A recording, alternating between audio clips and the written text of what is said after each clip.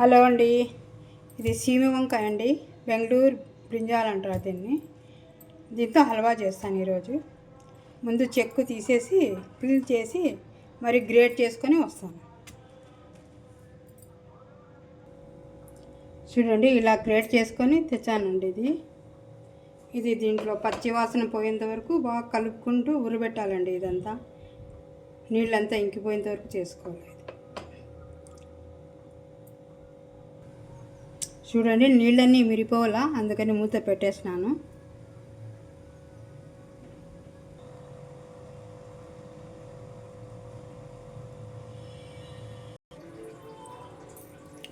చూడండి, నీళ్ళన్నీ ఇంకిపోయినాయి, కొంచెం ఉన్నాయి. అయినా మళ్ళీ కొంచెం నీళ్ళు వేసి మనం బాయిల్ చేసుకోవాలండి. ఇంకా కొంచెం మెత్తగా కావాలా.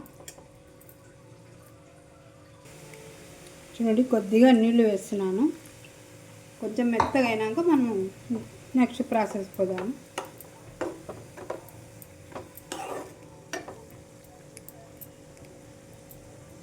చిన్న ఫ్లేమ్ మీద పెట్టుకోండి, దాంట్లో మాడిపోతుంది.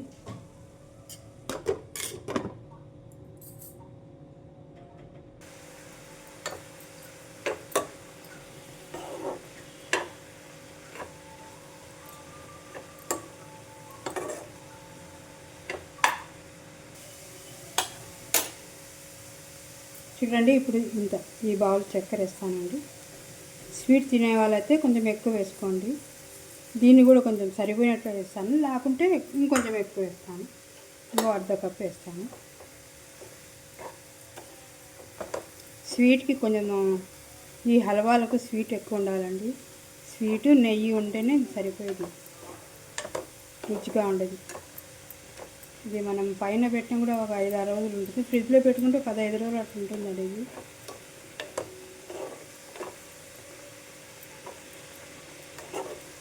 నాకు ఈ మాత్రం చాలండి స్వీట్.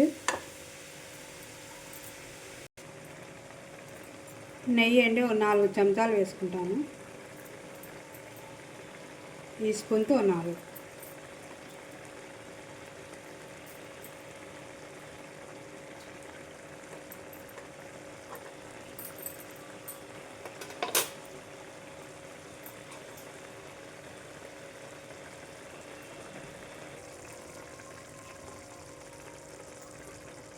ఇలాచి పౌడర్ వేస్తున్నానండి. దీనికి ఫుడ్ కలర్ అవసరం లేదండి, ఈ కలరే బాగుంటుంది.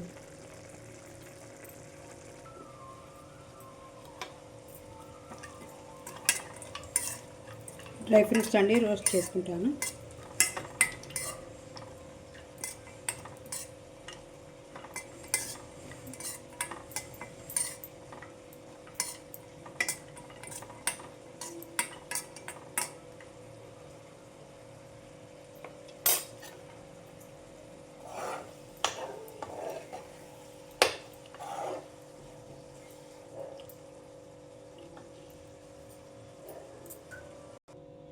చూడండి, డ్రై ఫ్రూట్స్గా వేసేసాను.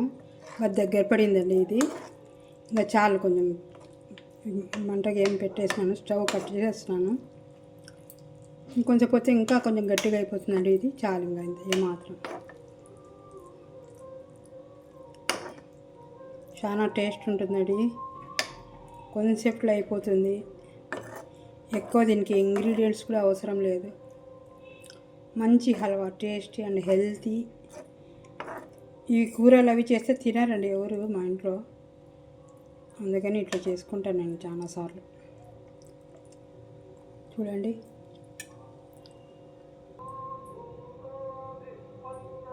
చూడండి హల్వా రెడీ.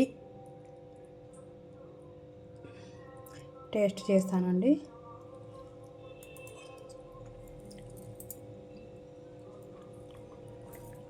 చాలా బాగుందండి. Thanks for watching.